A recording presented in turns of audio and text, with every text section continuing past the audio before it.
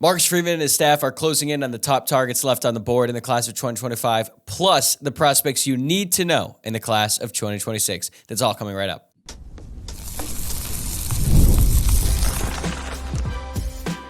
You are Locked On Irish, your daily podcast on the Notre Dame Fighting Irish. Part of the Locked On Podcast Network, your team every day. What's up, and welcome into Locked On Irish, your daily Notre Dame podcast. Today is Friday, April 26th, so happy Friday, and thank you for getting your Friday started right here by making this your first listen of the day. I'm Tyler Wojciak, and I'm the host. I'm a Notre Dame alum and producer at Fox Sports, and you can watch the show on YouTube, or you can listen wherever you get your podcasts. If you are watching along on YouTube, please like the video below and subscribe, or if you're listening to the podcast, please rate, review, and subscribe there as well. Today's episode is brought to you by Monopoly Go. I admit it, I have a competitive side, and it is a big fan of Monopoly Go, the mobile hit twist on classic Monopoly. So join your friends and download Monopoly Go now for free on the App Store or Google Play. All right, let's talk some recruiting, and who better to talk to about it than Kevin Sinclair from Irish Illustrated. Kevin has been absolutely grinding these past 2 months, covering everything that's been happening with Notre Dame on the recruiting trail, and he has a bunch of great intel that he shares with us. So let's get right into it. Let's talk to Kevin. Recruiting insider Kevin Sinclair from Irish Illustrated is back with me here, fresh off a very busy month of recruiting at Notre Dame throughout spring practice. The staff hosted a bunch of current commitments, plus dozens of top targets in the class of 2026, as well as some key uncommitted prospects in the class of 2025 as well. Based on all the different people you've talked to, Kevin, what has been your biggest takeaway from how Notre Dame handled a very busy stretch on the recruiting trail? Yeah, I think I spoke with someone who had a conversation, kind of randomly ran into a Notre Dame coach recently. They were talking about just sort of, it was kind of overwhelming, I guess, throughout the spring practice with how many recruits were visiting. It's always a busy time for recruits. They come and view practices, and then on the weekends, most weekends typically, big list of recruits, usually like a dozen or so. So really, really busy, but this one was even more so. And that coach was telling, a friend of mine that it was almost kind of overwhelming how many recruits are constantly meeting day in and day out and meeting their parents or their head coach that they came with from Ohio or wherever it was. So really, really busy time.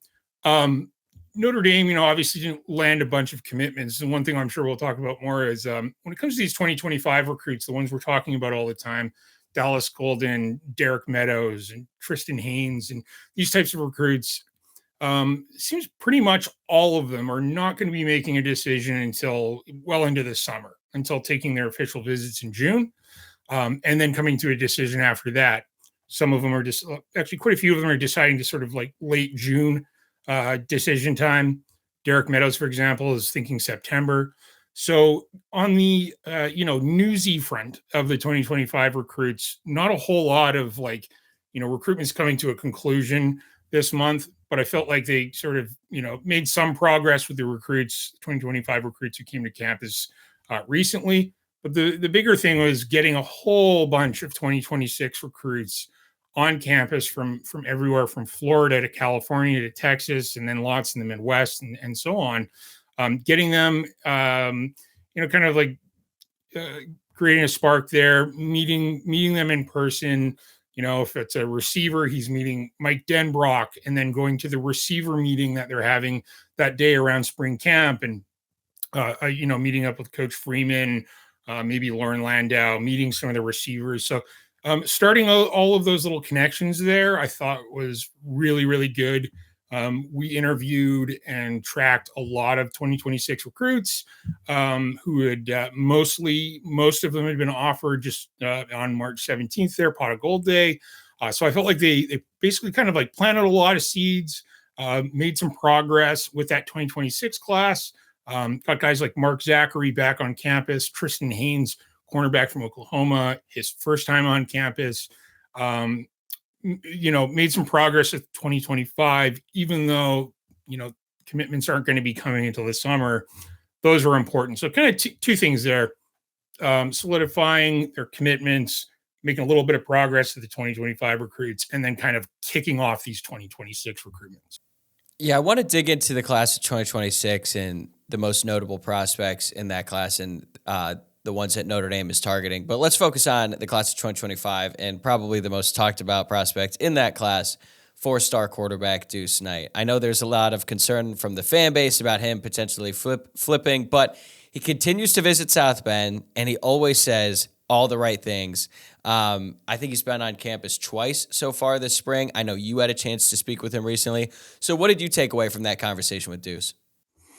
Yeah, when you speak with, as a reporter, and you speak with Duce after a visit, it's just like another visit, like visit number 13 or 14. Like, he's been there many, many times. He's been to several games, every junior day, you name it, recruiting events. He's typically there. It's very rare that he doesn't make it to that type of event. So, he was January 20th. They had a junior day. He was there. March, he was there for about 3 days. Mark Zachary was there one of those days. He's recruiting him. And then he comes back for, a month later for the spring game. He lives down in Mississippi. It's a bit of a trip. Obviously, he wants to get up there, and he's making the effort to continually come back and come back and come back. Getting right to the point of, what everyone's sort of wondering, is he wavering, or is he going to? Well, I spoke with him, I think it was sort of mid to late March. He had just visited Notre Dame for 2 or 3 days, got home. I spoke with him, and I just asked him directly. I said, in terms of these other schools recruiting you, that's understandable. They're obviously not going to stop recruiting you. Do you think you're going to visit any other schools soon, or anywhere down the road before, signing day? And he just said, no, I don't think I will. That was his answer. Just it's pretty blunt, to the point. So, there wasn't really like a pause there. He didn't sound like he was sort of trying to disguise his real thoughts. It seemed genuine to me, and I think that as of now, I don't think he's planning on visiting other schools or looking at other options from that conversation I had with him. I was also talking with someone who's very knowledgeable about, Ole Miss, Alabama, recruiting in that area. And he just sort of said, man, Notre Dame will have to really keep an eye on him. They play hardball down there, right? And but he also thought that Duce is likely to stick with Notre Dame. So far, hey, he's being recruited by those schools. Lane Kiffin is no joke. He's a really good recruiter. He's a very likable guy. Alabama is Alabama, even without Nick Saban. So we'll see what happens there. I feel pretty good about Notre Dame hanging on to Duce in the long term. It's really close with, Jerome Bettis Jr. and Elijah Burris and pretty much everyone committed to Notre Dame right now. So, that went well. And Mike Denbrock had this, they sort of had this pitch about, I coached Jaden Daniels last year. He won a Heisman when I was at Cincinnati. I coached up Desmond Ridder from, I think he was like an unranked recruit to a NFL draft pick. I want to do the same with you. Make you a star. They had this graphic drawn up with I saw that. Jane Dan. Yeah, you probably saw that. He really liked that, right? And I think if there's one thing I would say, like, just sort of emphasize, he really loves Gino Guidugli, the quarterback's coach, and he's a very good recruiter. You don't hear about it very much because they only recruit so many quarterbacks, right? So it's not like Mike Mickens where he's recruiting all these corners and safeties, and there's all these. It's not like that because there's only a few quarterbacks that kind of become stories from a recruiting standpoint. But yeah, Duce Knight really likes Gino Guidugli a lot. He's a good recruiter. I just think things are going pretty darn well there. And I think it's evident with how often he keeps coming back to Notre Dame. Yeah, I think that's the biggest thing. Follow the visits, right? But I want to talk about Duce Knight's game because he's already a really highly rated prospect. But to me, I think he could make an even bigger jump up the rankings if he has a big-time senior season. He's an elite athlete, but he's pretty raw as a quarterback, technically speaking. What parts of his game would you like to see him improve upon in his last year at the high school level? Mm-hmm. Yeah, so I watched a lot of his games this last season and the season before then. He had all these receivers that all seem to be around the like 5'9" and 5'10" range. So he's talking about like a bunch of slot receivers basically filling out their receiver, but they're super, super talented. really good speed, that sort of thing. So his weapons are pretty good. One thing I think with Duce is he hangs onto the ball too long. I'll sort of make a comparison here. When you see like an offensive line recruit in high school, like Owen Strabig or Matty Augustine, they're like 6'7", 6'8". They play too high. They don't play a good pad level, and they aren't using proper leverage. But because they're so big and strong, they get away with it, right? They bully these defensive linemen. It's kind of similar with Duce Knight, where he can hang on to that ball and get outside the pocket and, shake a tackle and really wait until he finds something he feels really good about and then launch that big deep ball. You can't do that in college football. You'll get sacked over and over again. He needs to start just delivering the ball more quickly, right? So it's that thing that you often see with high school players. They're that are in that like top 100 or even 5-stars range. They can get away with things in the high school level that they can't at the college level, of course, right? And so I think it's more of that sort of quarterback discipline and getting the ball out quickly and timing and, really focusing on sitting in the pocket and delivering, right? A little less freelancing, I guess I would say. Whether he is aware of that and thinks that, understands that, well, I can do this now and make these bigger plays and at the varsity level, but when I'm in college, I'm going to be focused on getting the ball out quicker. It's tough to say. But yeah, I'd like to see him get that ball out quicker, right? More timing, rhythm, and putting himself in less risk of getting sacked, right? So that's what I'd like to see. But man, he's athletically freakish. I think his vertical jump was over 40 inches at Elite 11. I've seen him like drifting to his right as a left-handed, like drifting backward to his right as a left-handed thrower and, off his heel, launch the ball nearly 70 yards without much wind-up or anything. He's really special. He's got a lot of skill. And he's a really good kid, right? That's why everyone loves him. He's a 4.0 student. All his classmates really like the kid a lot. So a lot of potential. Got to get that ball out quicker. More of those, intangibles, I guess you'd say. Yeah, you watch one video of Duce Knight playing basketball, and it's pretty clear he's just a different type of athlete. So sounds like all good things for Notre Dame. Hopefully they're able to get that one across the line. Okay, another one. One of the most important uncommitted prospects in the class of 2025 who made his way to campus last weekend was 4-star wide receiver Javin Bogs out of Florida. Boggs was once an Ohio State commit, but he decommitted in March, and the Notre Dame staff has made him a top priority ever since then. What sort of impression did Marcus Freeman and Notre Dame make on Boggs in his first visit? Yeah, so I talked to, a source, in Boggs' circle, I guess you could say, just after his visit. So like just after it ended, he said that, Boggs had wanted an offer from Notre Dame way back to like when he was first coming into high school, like as a freshman.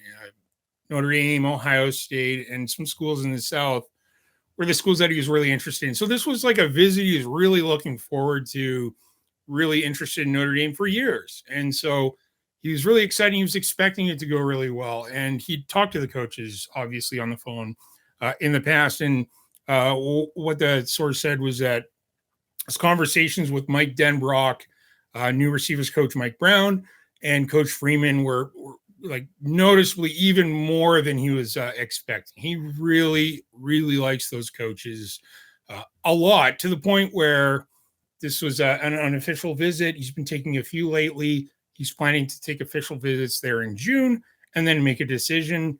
He's considering taking another unofficial visit before that June official visit at Notre Dame. I actually think that is a pretty decent chance of that happening. And if it does, I mean, I would have to figure that Notre Dame has a really, really good chance of landing him if that happens, if that's the case. We'll see what sort of happens there. But, I guess on the scale of like recruiting visit outcomes, I would say it was, exceeded expectations, I would say. There's some other schools in there that are, getting after him. Texas, some good programs. So we'll sort of see what happens there. But I think he's a really special player. He has a great quarterback, and they play in a really pass-heavy offense there at Cocoa High School. Notre Dame fans listening will remember Torian Folston, running back in the Notre Dame's 2013 class. He played professionally, and then he's in the CFL. He played at Cocoa High School. His dad, James Folston, is the linebackers coach at Cocoa High School. So there's a bit of a Notre Dame connection there. But really special receiver, cut 93 passes for over 1,500 yards last year. They were champions, state champions of their division. That's a big deal. Great player there. Notre Dame has a shot. We'll be right back with Kevin to talk more about Notre Dame recruiting, but first I want to tell you about eBay Motors. Passion, drive, and patience. The formula for winning championships is also what keeps your ride or die alive. eBay Motors is everything you need to maintain your vehicle and level it up to peak performance. From superchargers, roof racks, exhaust kits, LED headlights, and more. Whether you're into speed, power, or style, eBay Motors has got you covered. With over 122 million parts for your number one ride or die, you'll always find exactly what you're looking for. And with eBay Guaranteed Fit, your part is guaranteed to fit your ride every time or your money back. Because with eBay Motors, you're burning rubber, not cash. With all the parts you need at the prices you want, it's easy to turn your car into the MVP and bring home that win. Keep your ride or die alive at ebay.com/motors. eBay Guaranteed Fit, only available to U.S. customers. Eligible items only. Exclusions apply. So right now, Notre Dame sits at 19 commitments in the class of 2025. They've got a few more spots left, and right now it seems like the top prospects still on the board are 5-star offensive tackle Josh Petty, 4-star wide receivers Derek Meadows and Javin Bogs, and then cornerbacks Mark Zachary and Dallas Golden. Correct me if I forgot anyone, but let's start with Petty because you had a long conversation with his dad this past week. What can you tell us about where things stand with him and the Irish right now?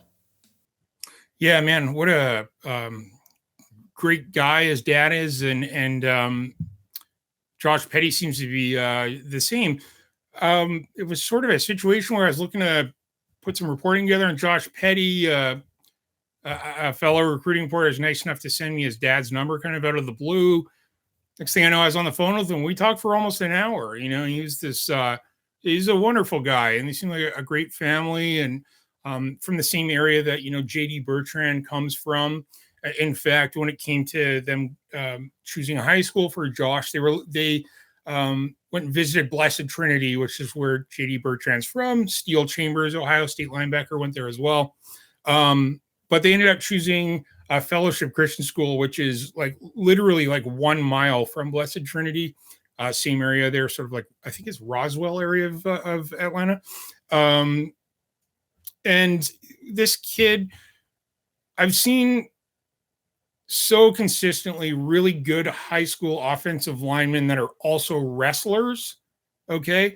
Like heavyweight division and that sort of thing. Charles Jagasaw comes to mind. There you go. There's one. A good point there. Often really, really good college offensive linemen. And Josh Petty is a big-time wrestler. I believe he won his weight class last year. And then this year, his dad was telling me, I think it was the semifinal or something along those lines, flipped I don't know wrestling at all, but he sort of flipped his opponent and hurt his hip a little bit. And his coach, knowing that he's got this bright future in football, called the match off. His dad said if he hadn't called it off, he would have won that match, and he probably would have won the title again. And the point is, when you have a tackle, who's also a champion wrestler, even if you don't know a whole lot about wrestling, you can put two and two together there. It's so those two things sort of coincide, and he is incredibly talented. If you think of Anthony Knapp and what we saw last year from him, but taller, way longer, much bigger, wider frame. If he can put on the weight, he can be as good as he wants to be. The only concern with him is, he's only about 260 pounds. I don't know if there's been a lot of progress in adding size. We've seen what that's meant for a guy like Emil Wagner, where he's got kind of all the talent in the world, but putting on the required size and strength has been a really slow going thing. So, we'll sort of see what happens there, but he's ranked as a 5-star for a reason. Very skilled. He visited Notre Dame, and his dad told me, he said, look, I met the players there. These are the kind of guys I can see being my teammates, the kind of guys I'd want to be my teammates. I love the coaches. This is a special, special place. And so Notre Dame is a really good shot there. We'll see what happens. I don't know what his position fit would be along the offensive line, given the kind of questions around his growth and, how long it will take to add that and then sort of what that'll look like in the end, So we'll sort of see what happens there. But, man, that was, they really impressed him, and he's seriously considering Notre Dame. All right, moving over to the wide receivers now. I'm going to be honest. I don't love Notre Dame's receiver class right now in the class of 2025, but that could completely change if they're able to land Meadows and or Boggs. So what do you think? I'm kind of putting you on the spot here. I'm sorry. Sure. What do you think is the most likely scenario? Notre Dame only lands Meadows. They only land Boggs. They land them both or neither. Oh, boy. I'm thinking about like a pie chart, and you might have to break it down by percentages. It's tough to say. I think landing both is not saying that's impossible. I think it'd be a little surprised if they land both. I think they'll more than likely land one or the other. What's difficult is Derek Meadows. They offered him, almost a year ago. A lot of these other schools have only offered him in the last few months. But I do know from talking with a source who sort of knows him and his family that from the get-go, he was always very interested in getting offers from the big SEC schools and schools like Clemson and then visiting them and just kind of going through the recruiting process, right? And taking all those visits. And hey, man, when I was 17, 18, I would have been the same way. So those SEC schools are like gaining a bit of momentum. I know Tennessee's a school he really likes. Alabama and Georgia are on him. He's going to take official visits to those schools. Really tough call there. I know that it seems he has the best relationships with Notre Dame's coaches and the longest sort of standing connection there. Duce Knight's also been on him for a very, very long time. So we'll sort of see what happens there. Boggs is a bit of a wild card as well because he's a newer recruit. He just visited. He's going to visit a lot of other schools. And, I just wouldn't be comfortable making a prediction that way. That's fair. There's also Tanook Hines out of Texas. This kid ran a 10.47 100-meter recently, which is, that's blazing. You saw how fast Tobias Merriweather was. He ran 10.7. So, 10.47 is big time speed, plays big time football in Texas, really, facing big time talent every year, every week. So he visited Notre Dame as well. Great student, really high on Notre Dame. So they kind of got, three big time players there, three like legit talented 4-star recruits there in the mix. I agree. I found it a little surprising on how they've played the receivers class with you have almost kind of like an auxiliary all-purpose type kind of receiver in Sean Terry, and then Elijah Burris. I actually really like Elijah Burris. I think he's been overlooked. He was injured, missed most of his sophomore year. If you really take a close look at his film, how he gets in and out of his breaks, his quickness, his routes, he might be a really, really good receiver down the stretch. Jerome Bettis, I think, is a better safety than a receiver. Jerome Bettis Jr., that is. So we'll just see what happens there. But, yeah, you're kind of like adding those lower-ranked players early, and not just one or two of them, but three, right? And then you're kind of getting after these higher-ranked guys. Are they bothered by how many receivers are in the class? And you kind of wonder about that, right? But they've got a really good shot with all three of those players. I am not making any predictions. I'm not going on the record that way. I find that really tricky to predict. Yeah. Okay. It does sound like it'll probably just one of the two as opposed to neither or both. But yeah, hey, one or two, I would say. Definitely not all three, though. Yeah, I could see that. Okay. The last time I had you on, which I think was a few months ago, we talked a lot about Dallas Golden and Mark Zachary. And It seemed like at the time they were about to land commitments from both of them. Now it seems like they want to extend their decision time a little bit longer. And that's totally fine. I completely understand that. But even though things have quieted down a little bit regarding those two prospects in terms of like the commitment tracker and all that stuff, it does still seem like Notre Dame leads for both prospects. What's the latest you can share on Zachary and Dallas Golden as Notre Dame continues to recruit them and tries to be the school that they announce when it's all said and done?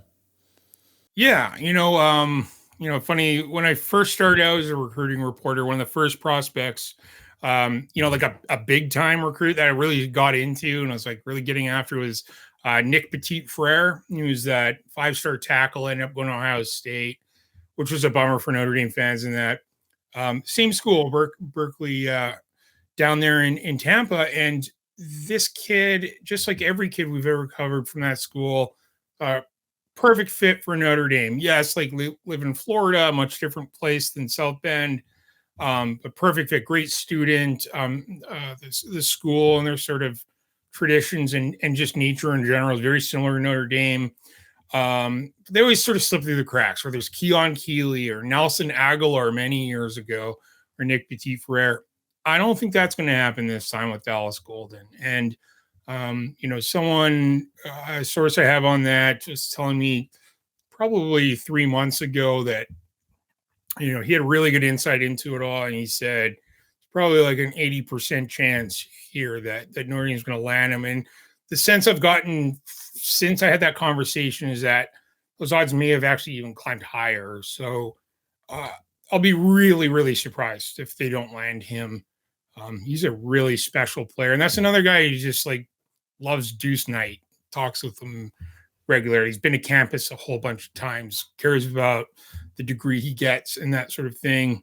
Yeah, I'm not saying it's in the bag, but very good chance there. And then Mark Zachary, it wasn't too long ago where I was just like almost like getting ready to prepare the commitment article because it's, I just thought it was going to happen and quickly. Now I think he's maybe hedging on a little bit more and wanting to kind of like really look at the other schools, Florida, Michigan, even Cincinnati, giving them a fair shake because they were, I believe they were one of the first schools to offer him maybe, or they actually just spent a lot of time on him.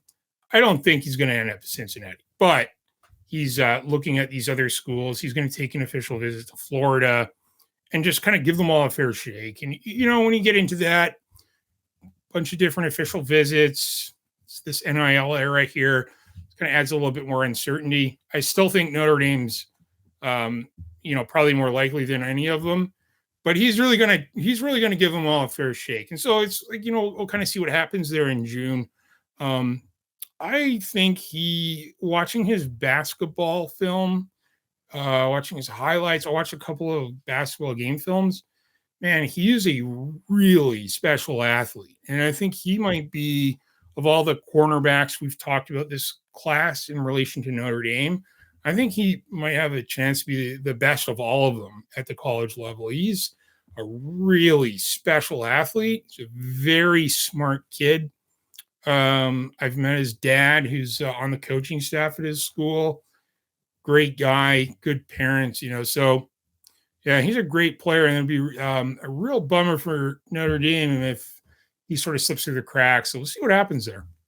Today's episode is also brought to you by Monopoly Go. We've all been there, either as a player or fan. It's halftime and the scoreboard is not looking good. We are feeling low. Not sure you or your team can pull out a win. That's when you dig deep, lift your head up, and say to yourself, time to get back in the game, pull off some bank heists, and take as much of my friends' money as I possibly can. That's right. The smash hit mobile game Monopoly Go lets you compete with your friends to get the most riches and the biggest empire. It's Monopoly you love, but on your phone anytime with tons of new twists, including leaderboards to compare your progress to your buddies. There's so much to do. You can play on countless dynamic Monopoly boards, make your friends bankrupt by smashing their landmarks with a wrecking ball, charge other players rent for your iconic properties, and you can even work with your friends to crack open community chests and play in tournaments to get extra rewards and climb the leaderboard. So get back out there, put on your game face, and download Monopoly Go now for free on the App Store or Google Play.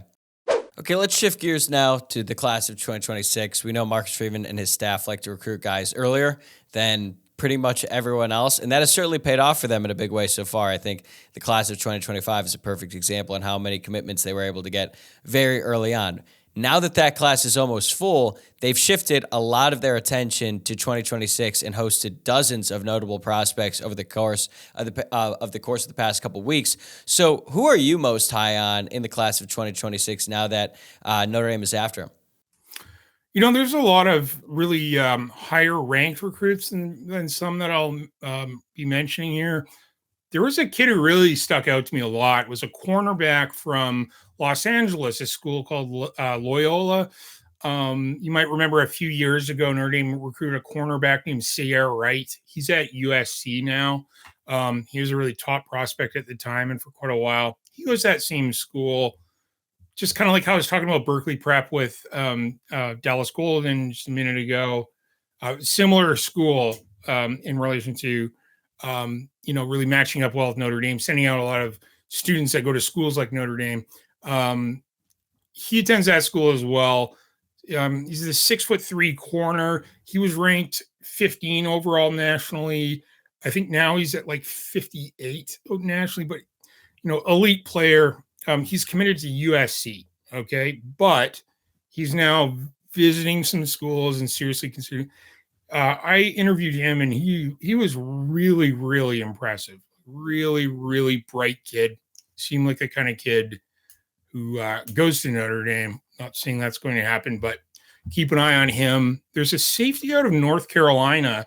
I was actually really surprised when was it yesterday morning? I think it was yesterday morning when the first 2026 rankings came out, top 24/7, that he wasn't in there.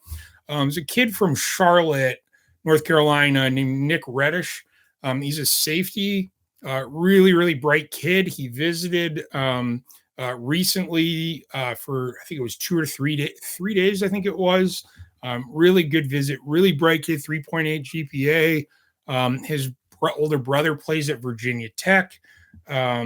Excellent kid. Excellent football player. I think he'd be a safety, kind of like a Thomas Harper type player, but with even more talent, though. Really like him a lot. There's 2 defensive linemen in Chicago. Mikhail Blade, big kid. I think he has a 4.0 GPA or something close to it. Interviewed him. And again, I've been doing this a while. Mikhail Blade just reminds me of so many kids who I interview and cover, and then they go to Notre Dame because they're really bright kids and they come from families who care about academics and they care about their degree, and they're, just that perfect fit, like a Julian Love or Drew Tranquil or Mike McGlinchey, just those guys who just sort of naturally fit Notre Dame. He struck me as that type. And I can say the same about Braden Jones from Chicago as well, Mount Carmel. These guys are both like 6'4" to 6'5", 240, 235 to 245, big, huge kids, really smart, really good football players. They both love Notre Dame. They both visited Notre Dame this spring. So keep an eye on both of those two. And then there's this another defensive end out of Charlotte. When you think about Charlotte, just North Carolina in general, you're talking like Jack Larson and Bryce Young and Micah Gilbert, Sullivan Absher, Sam Pendleton. They're really tapping into the North Carolina lately. And Nick Reddish, who I just mentioned, the safety from there as well. There's another 2026 recruit named Rod Dunham, who is a defensive end.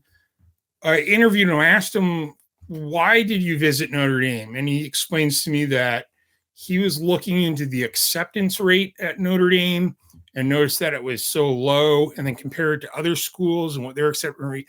And that's what triggered his mind. And, this is a great school and this would be good for me. And that's why he's a sophomore, a high school sophomore. I don't know about you guys. When I was a sophomore in high school, that's not my line of thinking, right? So really bright kid, 4.3 GPA. He's a great pitcher, but he's also a 6'5", 220-pound edge rusher. And I think he came in the rankings yesterday at number 29 overall nationally, which would be a 5-star recruit. Really talented kid. Like when I say perfect fit for Notre Dame, I mean perfect fit for Notre Dame. So Rodney Dunham, that's another one to watch. So, Nick Reddish, Mikhail Blade, Braden Jones, those two defensive linemen from Chicago. And then, of course, I'm losing my Rod Dunham, who I just mentioned, the defensive end out of Charlotte as well. So those are guys who stood out to me. Okay, there's so much more meat left on that bone, and I'm sure we'll be able to get to it another time, but unfortunately, we have run out of time today. Kevin, this has been awesome. I always appreciate the time. For everyone who's tuning in, make sure that you're subscribed to Irish Illustrated so you can read all of Kevin's work as well as all of the other great stuff they've got going on over there at Irish Illustrated. Thanks again, bro. I'll talk to you soon. Hey, thanks for having me on. That's going to do it for this episode, and that's it for this week of Locked On Irish. Thanks again for making this your first listen of the day. I'll be back next week to talk NFL Draft, Transfer Portal, and a whole lot more, so make sure that you're subscribed to the show on YouTube or wherever you're listening to the podcast. Also, give the show a follow on X at Locked On Irish, on Instagram at Locked On Irish Pod, and my personal X account at Tyler, WOJCIAK. Have a great weekend, everybody. I'll see you next Tuesday.